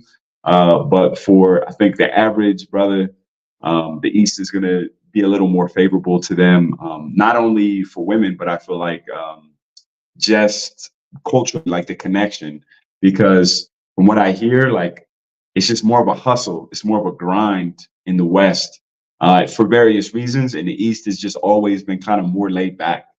I don't know if you've heard that too. In West Africa, it's more of a masculine culture. You're gonna see even clubs. You're gonna see more men than women in a lot of establishments. I heard that. I think Austin mentioned that as well. Yeah, you're gonna see sausage fest, man. You're gonna see guys probably try to size you up more. Even South African women, you know, they are very attracted to West African men because of the height. I think a lot of it too is because of the fact that West Africa is really the pure African type. You know what I'm saying? So like when you get to East Africa, there's still Africans, but there's a lot of other influence, because if you look at a map, you can see how close Ethiopia is to Saudi Arabia, to all these Arabic countries, and they have a long history of, you know, exchange and stuff. I'm not trying to say that I'm not trying to go further than that. I'm just saying that they have more of an influence. Each culture has exchanged a lot from each other. And in the West, there's nothing near the West for them to exchange. So that is like the purest African culture. And obviously South Africa was colonized by whites for so long, much longer than the West. The West, you know, was only a colony for like, you know, since the 1800s, when like the Dutch, they were in Cape Colony in like the 1600s, you know what I'm saying? So they've been there a long time. They had so much outside influence. And obviously, you know, Kenya, they've got in the Swahili coast, they've got the Arabic language almost. Swahili basically came like 30% from Arabic. And then you also have the Indian influence that they've been trading with India for centuries and centuries. And obviously Indians weren't trading with Nigerians, you know, in the 1600s. It just wasn't possible. So yeah, I think because of that, like you said, the West is very masculine and very like pure African type, and the East is more laid back because they have kind of the Eastern influences from India, and they have different cultural flows, and their genetics, I think, are a little more diverse. So yeah, that kind of is why things are the way they are today culturally. I agree, man. Wrapping up, man. So I'm just curious for my own reasons. So I have some, like, I want to say, focus countries that I want to focus on this channel. Mm-hmm. 2024, I plan on hitting up like Fiji, El Salvador. Did you say Fiji? Have you been to any of those countries? Fiji, okay, that's way out there. My man threw a curveball. Like that's way out in the ocean, man. That seemed like that's a wifey trip, right? That's a honeymoon type joint or anniversary type. Fiji is a black skinned country. I want to call it. I know. I met a guy from Fiji about a year ago. Yeah, he was in of all places, man. I met a guy from Fiji in Buenos Aires. Okay. Yes. Okay. Yeah, we kicked it. We kicked it for like 2 days. I was showing him around the city because I used to stay down that way. And yeah, he looked like me. He looked like me. Same color. You know what I'm saying? He could have been a, you know, African American. Nobody, if he was walking down the street. He told me he spent some time in LA and he spent some time in New York. And he said people, like, until he told them, nobody knew he was from Fiji. They thought he was like, you know, maybe from Trinidad, maybe from Belize, you know, somewhere in the Caribbean. They knew he wasn't like straight American off the accent, but nobody thought he was from this island way out in the middle. But go ahead. No, I was just curious if you've been to Fiji, man. I have not. I haven't been out that way. Like from the way he explained it, I mean, there was nothing really to make me want to go there, man. He was like, yes, he said it's beautiful or whatever. You know, super tropical, but he said the islands are tiny. Like I think the biggest city there has like 50K people in it. And he said that, you know, the women, they're not really the business as far as looks. But you know, that's his opinion. He grew up around them. So, you know, obviously they're not special to him. But yeah, he didn't really say anything to convince me. He wasn't like, man, we got so many baddies. Like, it's so lit. He didn't say nothing like that. He was just like, yeah, it's a small island. We got a little small capital. It's like, you can see the whole thing in like a day. I was just like, yeah, I'm not in a rush to go there. Well, I got some intel. Okay, yeah, it's different if you got a connection. That's different. Yeah. Shout out to Shao Khan again, man, for the $10 super sticker, man. Okay. Let's see. He got another question. He said, "Did you know South Africa was ruled by Asian empire way back in the day? Do you think people from South Africa have Asian features?" I would say, in a way, yes. Like if you look at Nelson Mandela and like his tribe, or let's say Nelson Mandela, like he has like he has like these like the eyes, right? The cheeks and the eyes, mm-hmm. And you can kind of see, you know, some Asianish kind of features. You know, I wouldn't be surprised. You see that in you even described Madagascar having Indonesia people. Yeah, for sure. For sure. I know there's some Asian blood in Africa. Yeah, but you know what? Well, I'll leave that one alone. You know, unless you want me to get into it. Yeah, I mean, yeah, go ahead. What you okay? So, you know, my brother, he said that, you know, they were ruled by the Chinese. You know, I'm going to have a counter opinion, or, you know, counter historical facts. It's actually the other way around. It's that the Chinese, their DNA originally comes from the people known as the Sand people. So there's a group of people, they're considered by scientists to be the oldest, like the purest humans still on Earth.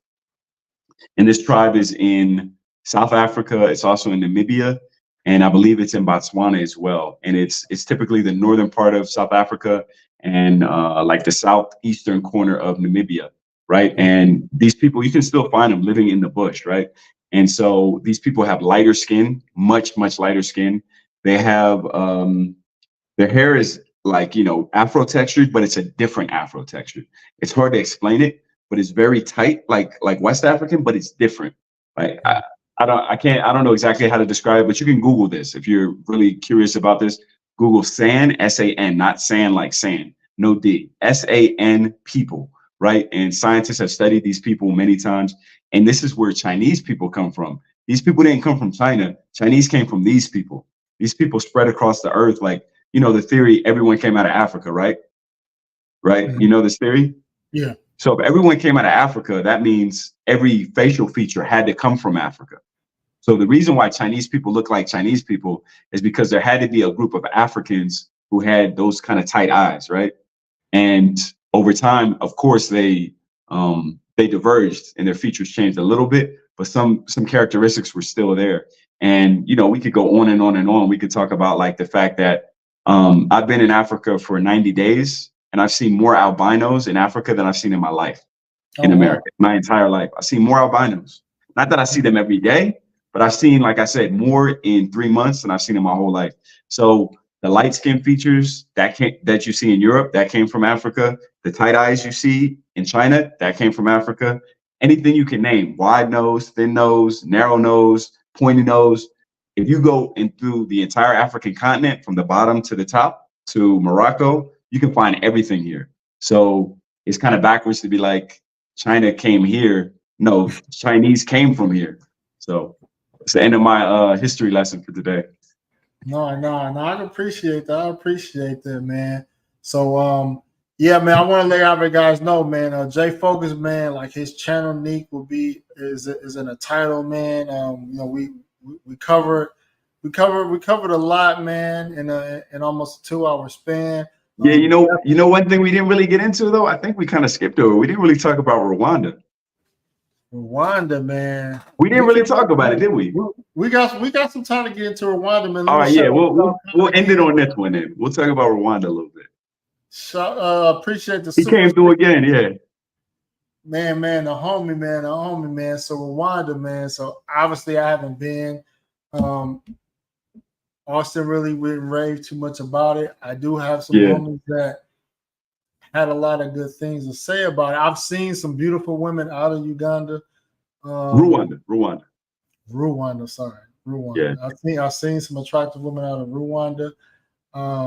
The perception that I have is that by them being more modernized, you know, women aren't as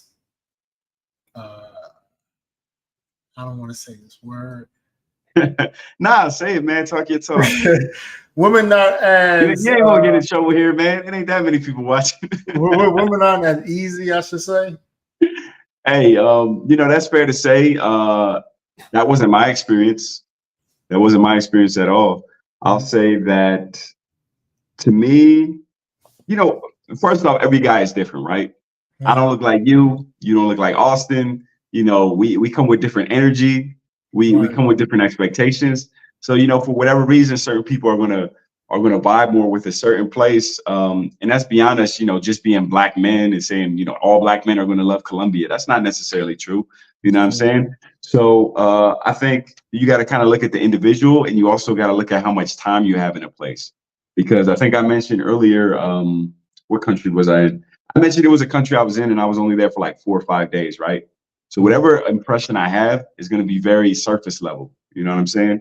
So long story short, I would say that Rwanda is a place where if you're going to stay longer term.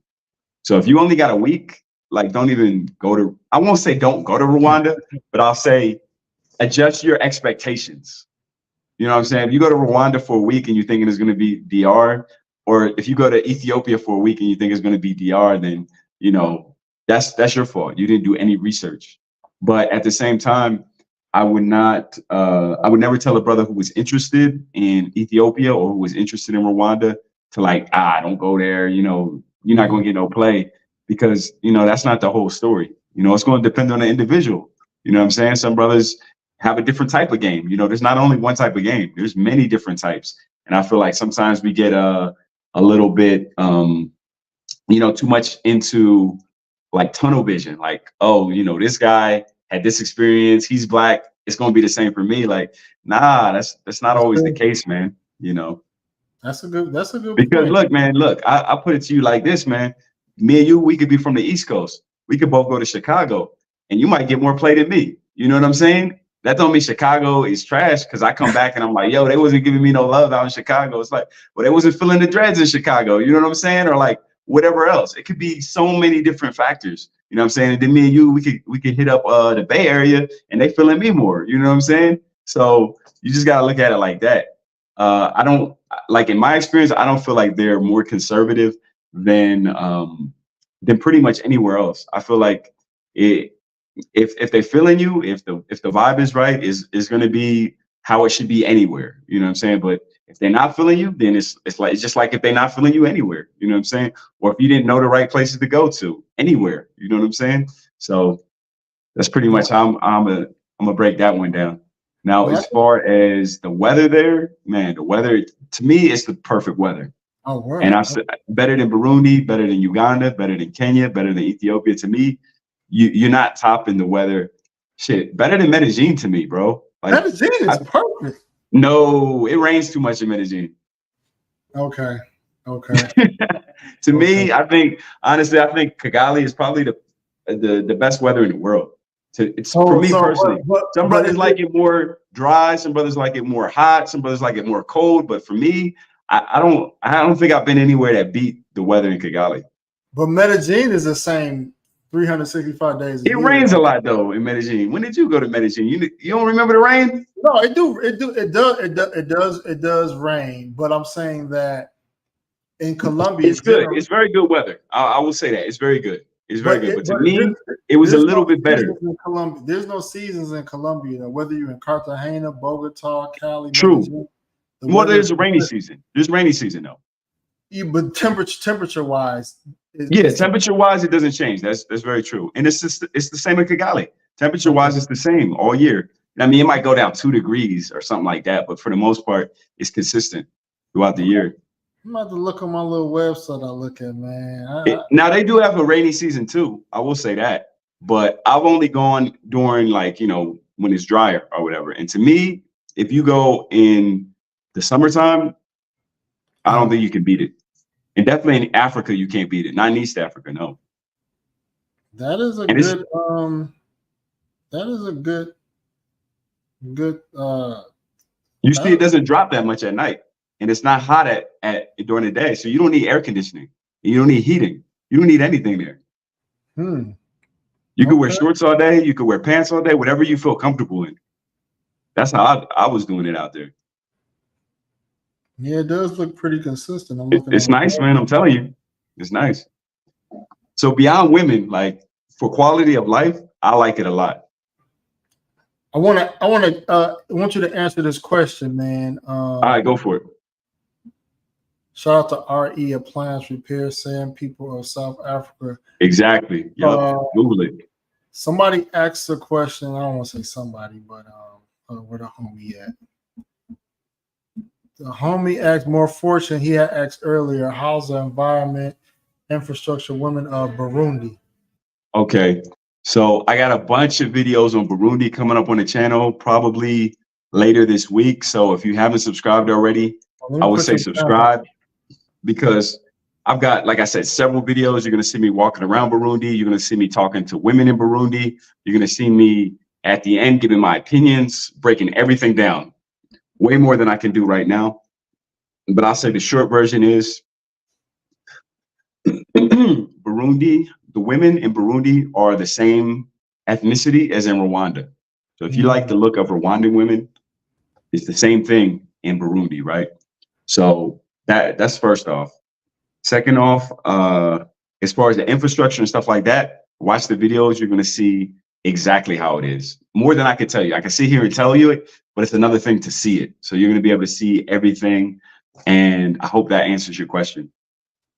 Okay, man. Sounds good, man. Yeah, I have his channel is going to be hyperlinked in the title of the stream, so you could just click on it. Also, it's right here in the chat as well, man. So, man, we covered a lot, man. I definitely got to know a little bit more about you, man. I like what you're doing.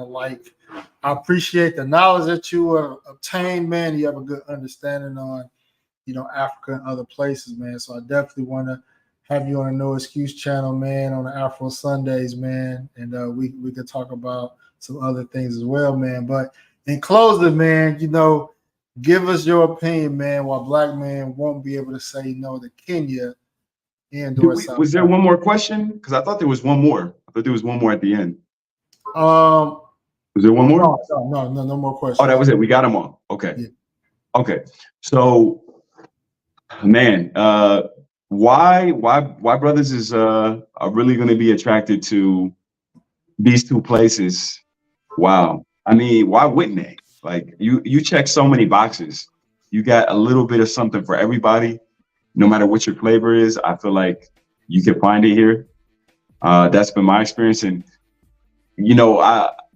I'm a picky guy. From what people tell me, they're like, man, you really like what you like as far as it comes to women, as far as it comes to a lot of things. And everything I like, I've been able to find it here in Africa, and specifically in East Africa and in Southern Africa. So, yeah, I don't know how much more of a convincing thing I could say about it, but if you're adventurous, you like to explore and stuff, and you want to see something new, then listen to my man No Excuse. He be breaking stuff down. He be giving y'all a lot of game for free too. For free, he be giving y'all a lot of game. So soak up as much as you can and apply it, because the proof is there. You know what I'm saying? The receipts is out there. If you really want to find them, you can find them, man. The receipts is out there. And you know what they say, man, real G's move in silence. So everything ain't for everybody. But if you one of the ones who you're like, hey, I like what these guys is talking about. They speak in my language. Then you know what you got to do. You got to subscribe. You got to check out this man's content. You got to check out my content. And we're going to really break things down for you guys coming forward, and check out the old videos too, because it's a lot of value on his and on mine. Yes, sir, man. Appreciate you coming up, man. Make sure y'all subscribe. Check out Jay Focus, man. Man. All right. Hits the pavement hard, man. It's your boy No Excuse on the Passport Podcast. Appreciate y'all tuning in. I'll be back real soon. Peace out. Yeah. Got the flight book, it's a library.